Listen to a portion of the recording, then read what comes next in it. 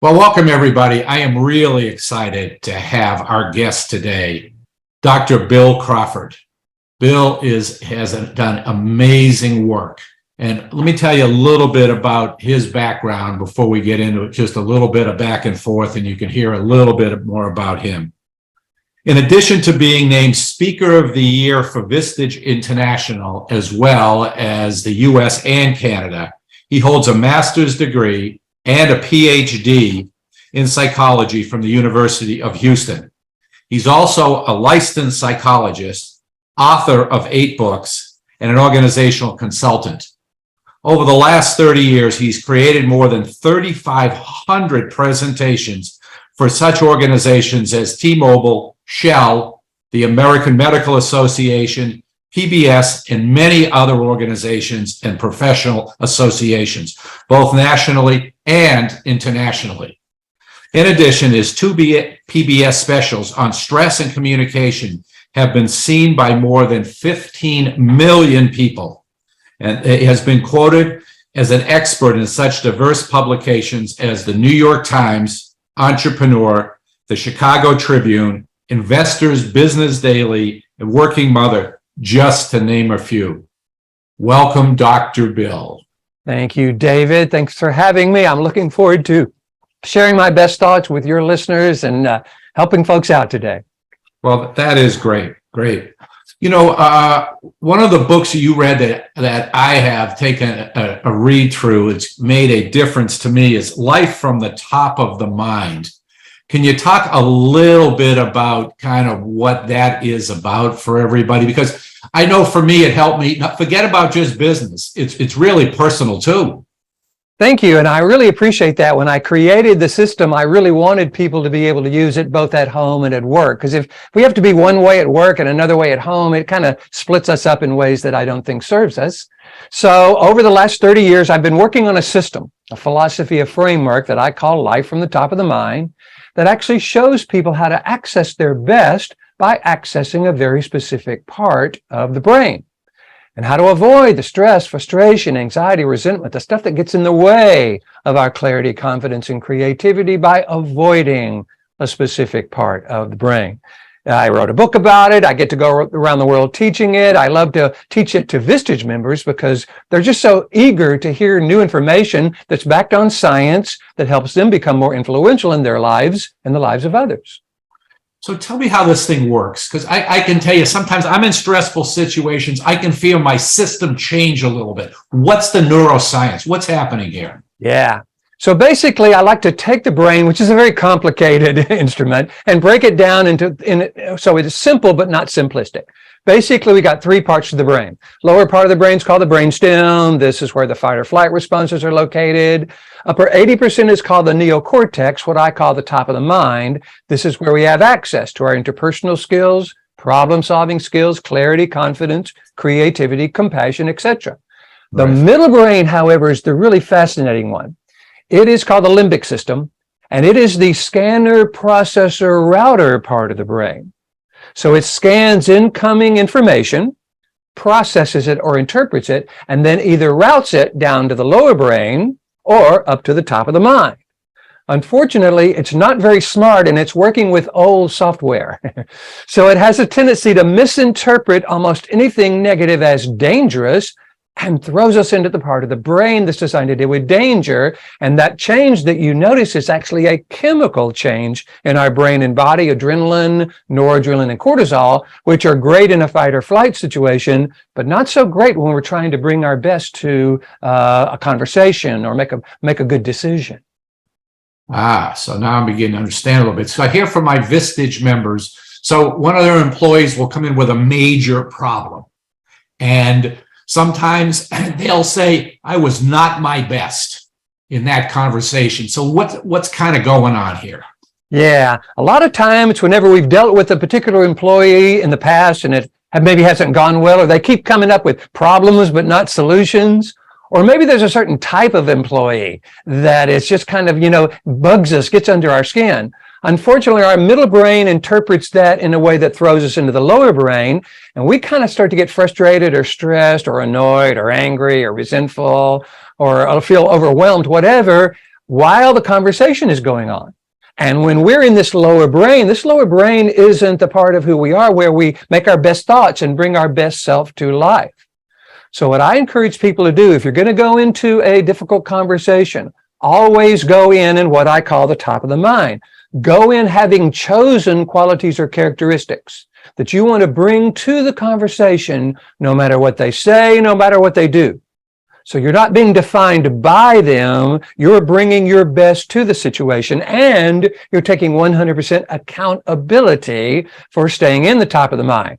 You know, we always want our people to be accountable, but if we're not accountable for the qualities and characteristics we bring to the conversation, we really can't expect them to be accountable for their emotions and their behavior. Right.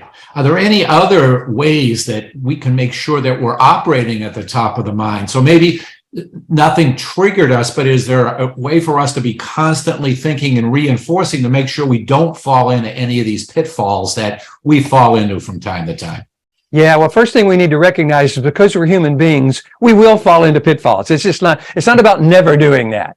Yeah. So when we do, what we want to recognize is, okay, wait a minute. Now I know what's going on. My lower brain is controlling my reactions and limiting my clarity, confidence, and creativity. That's different than this person or this situation made me angry or made me stressed or made me frustrated. So we want to shift from they make me feel this way to, wait a minute, my middle brain is misinterpreting something or someone negative as dangerous, throwing me into the part of the brain this is to do with danger. So the first thing we've got to be able to do, and you want to do this before the conversation, is actually shift from this reactive brain to the proactive brain. And I have a model that actually spells brain so that people remember it, that will actually shift us from the lower brain to the upper brain.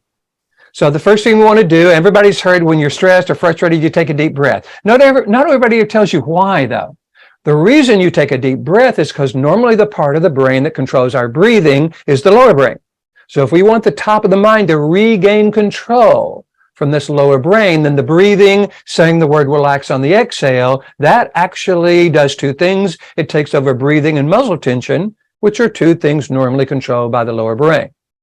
Then we want to it's not just about stopping feeling bad. We want to make sure we have identified the best of who we are. So we ask a question. If I were to bring certain qualities and characteristics to this conversation in a way that made the statement that defined me the way I want to be defined, as a leader, as a parent, as a friend, as a spouse, or if I were doing this in a way that I would teach or recommend to someone I love, what would be the qualities or characteristics I would like to be able to access? And when I ask Vistage members this, they say, well, kind and centered and influential and purposeful and empathetic and calm and resilient, all kinds of great stuff. So you choose two or three of those, say, okay, I want to be calm and resilient and influential. There you go, great. So who am I? So now we want to imagine being that way, because the brain doesn't know the difference between a real and an imagined event. So when you imagine being a certain way, the brain triggers certain chemicals, in this case, serotonin and endorphins, that actually have us feel the way we want to feel. So you breathe, you relax, you ask those questions, you imagine being that way, and then you notice a change. How do I feel differently at the end of BRAIN, the brain model, than I did at the very beginning? You can do the brain model in as little as 45 seconds. So one of the things I talk about when I'm talking to a Vistage group, I say, hey, how valuable would it be if I could show you how to minimize stress, anxiety, frustration by at least 80% in less than 45 seconds? And everybody goes, well, that would be great. How do I do that? So that's what the brain model is designed to do. And I can tell you it works really well. So, and I really appreciate Dr. Bill had the opportunity to speak to both of my Vistage groups. And it's funny, just last week, I was with a Vistage member doing our one-to-ones, talking a little bit about stressful situation. And he talked about this. And, I came back and I carry certain things in my briefcase. And this is the handout that you provide to our Vistage members. And I pulled this out and he says, yeah, I do remember that. And so we had the conversation. It was very easy as a little of a prompt to talk about the 45 seconds and what they should be doing. And wow, it really helped the situation and it's going to help him long term. And from time to time, this definitely comes up in conversations I have with Vistage members. It's one of the most memorable things we've talked about because this overarches people's lives, it overarches their business, and it just makes them the best that they can possibly be. And that's what people really appreciate. Exactly. And the opportunity to have speakers like you. I'm going to pay you one other compliment. I hope you don't blush at this, but one of your fellow Vistage speakers said this about you, is that you have one of the most important advances in personal and interpersonal effectiveness since Covey's 7 Habits. Oh, wow. That's so great to hear. It's so good. Isn't that really amazing? And by the way, not that you ever chase scores, but all of my members gave you the highest scores possible for not only the presentation and the material, but the applicability to their business. Truly amazing kind of stuff. Thank you. It's what I wanted to do. Whenever I got out of my PhD program, I said, okay, Bill, you've learned a lot of cool stuff, but how can you put it into a system where people know when there's a problem, here's what you do. Problem, solution, problem, solution. It's one of the things I love about Vistage members. They are very solution focused. They want solutions. They kind of have pretty good idea what the problem is, but they're really looking for solutions, and they're open and they're eager. You know, I've made working with Vistage about 70% of what I do. And I understand you're not supposed to make one client 70% of what you do, but I love speaking to Vistage groups so much because of the quality of the people and the perspective. You know, they're looking for a perspective from their speaker, from their group, from their chair, and they're so open to those perspectives. It's just such a pleasure to speak to folks like that. Well, I'm glad that you do. And it's funny you say that because, you know, Vistage is by invitation only. And so there are 3 things that I look for that is common amongst all the Vistage members. And of course, they are from all different businesses, all different age groups, all different backgrounds. But there are 3 things. 1 is self-aware, 2, that they're learners, and 3, that they got something that they're working on or keeping them up at night. And so it's no surprise that you enjoy interfacing with them because they're so interested in hearing what you have to say and improving themselves. And that's what it's really all about. It is so cool. And, you know, one of the things that'll happen from time to time is the Vistage member will say, you know, my leadership team needs to hear this. My organization needs to hear this. And so I get to go into an organization or a leadership team, share it with them. And then it has starting to have this ripple effect, you know, all the way through the organization and all the way through the family. People have taught it to their kids. It improves their relationship with their spouse. So, you know, I call this getting paid to do what I would pay to do because it's just so much fun to go around and do this with people who are so open and eager to hear the material.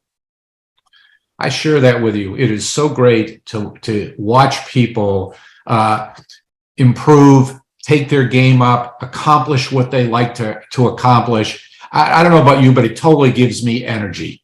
Oh, me too. Me too. I just love it. Matter of fact, one of the things I do is when I'm doing a presentation, I say, okay, I'm going to be here for about 3 hours, but some stuff may come up after this training is over. Tell you what, if you have a question for me after this training is over, all you got to do is email me.